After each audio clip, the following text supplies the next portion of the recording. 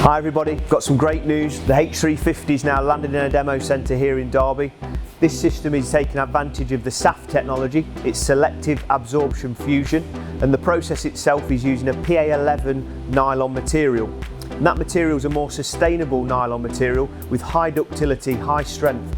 So the parts that are coming off this machine are ideal for end-use applications, things like automotive applications, consumer goods and even packaging applications.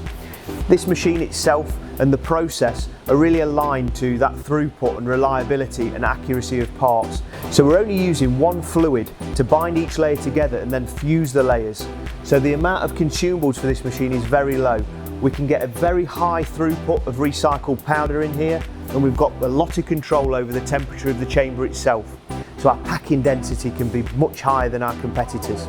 So if you'd like to hear more about how the SAF technology can help you in your additive manufacturing applications, then please do get in touch. We can either arrange for you to come here to Derby to have a look at this machine live, or we can come out and see you with some sample parts and get a bit more information over to you about how this can help.